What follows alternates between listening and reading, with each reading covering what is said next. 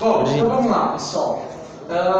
Nós tivemos um problema aí na questão, os alunos que estão vendo o vídeo em casa, na questão da gravação da aula anterior, próximo da parte final, né?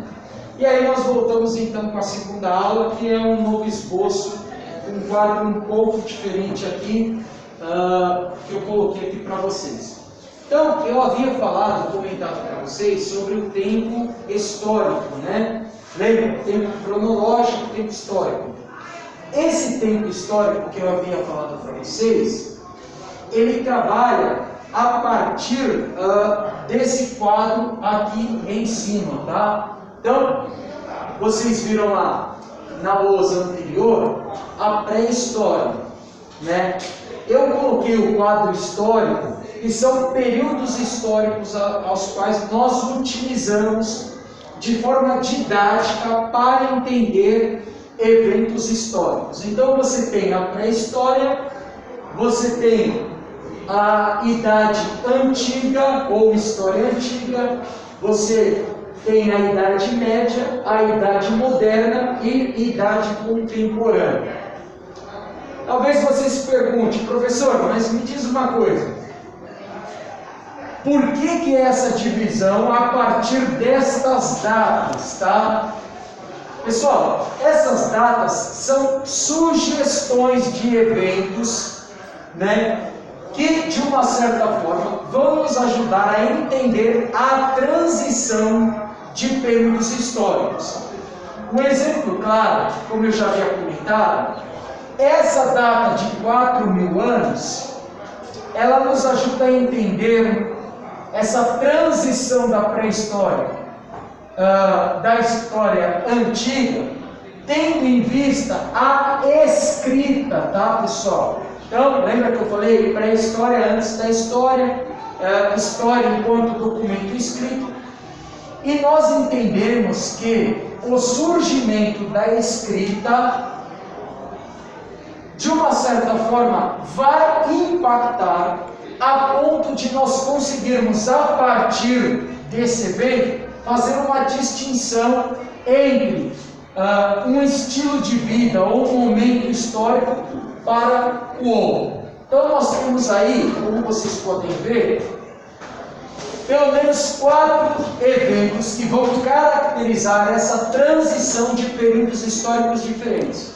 Então você tem, dentro da história antiga, a escrita, você tem dentro da transição da Idade Antiga e Idade Média, você tem a queda do Império Romano, a queda de Constantinopla, que é a transição da Idade Média para a Idade Moderna, e a Revolução Francesa.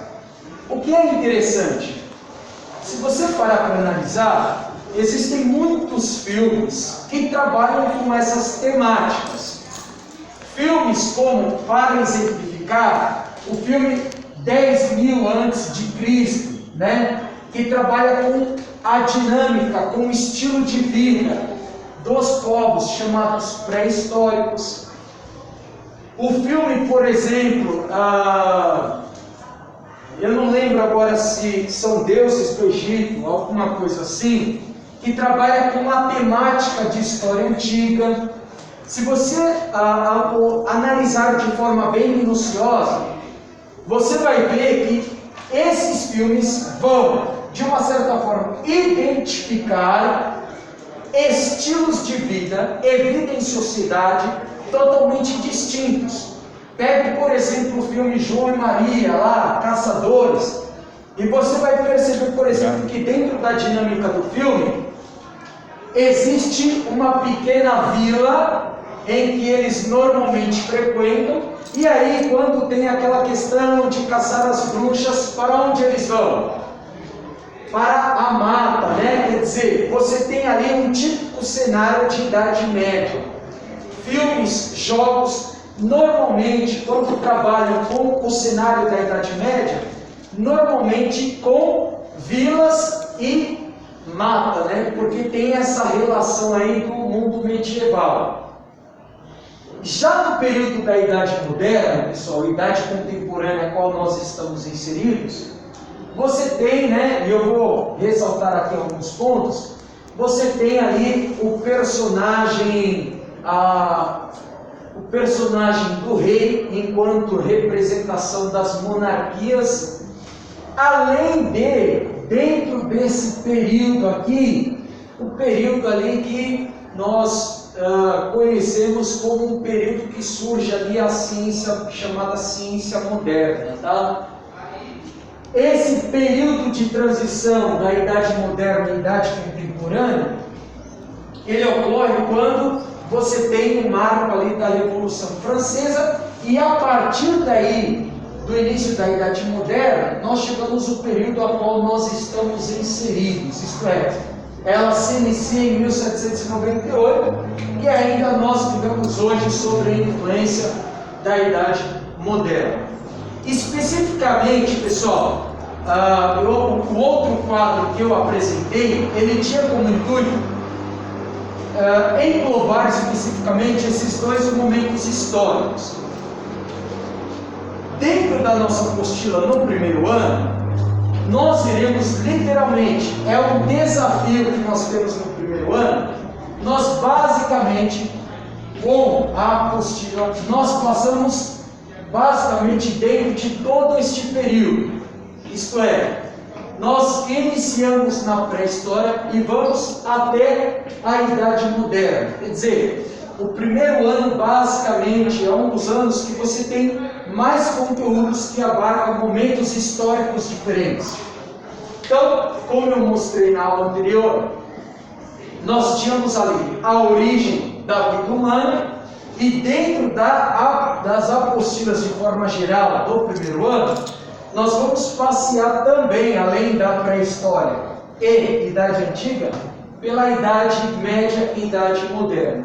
Especificamente, dentro do mundo medieval, nós vamos falar sobre o feudalismo,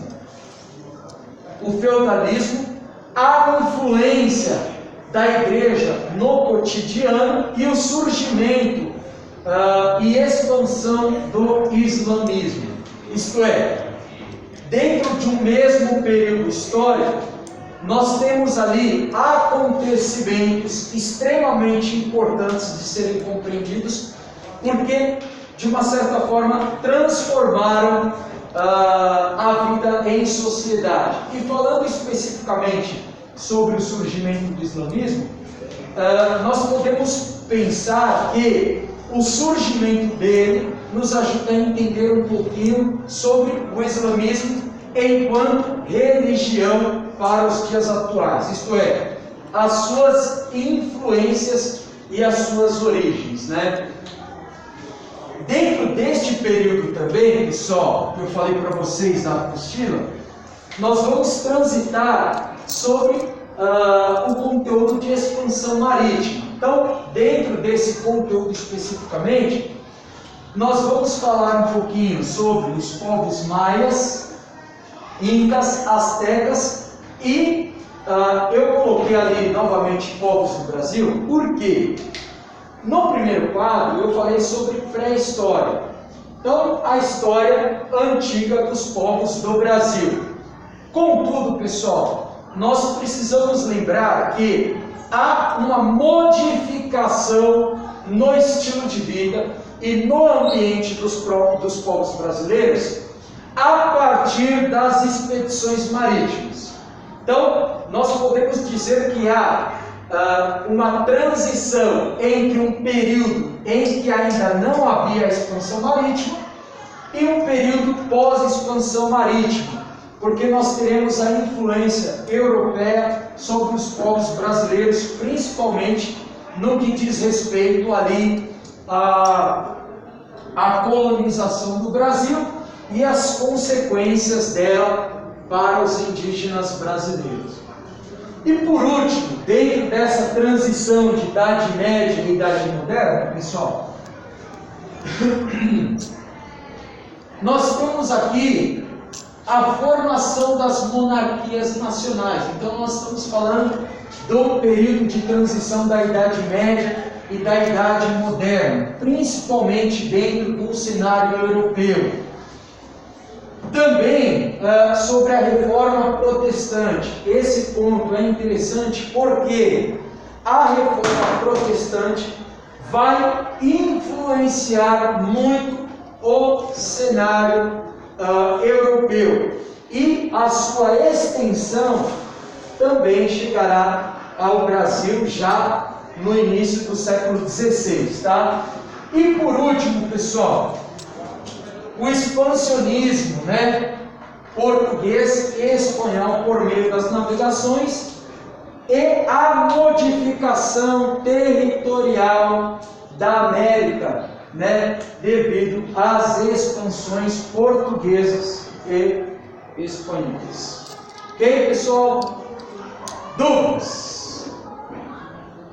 Obrigado, Luiz. Agora tem. Agora. Bom.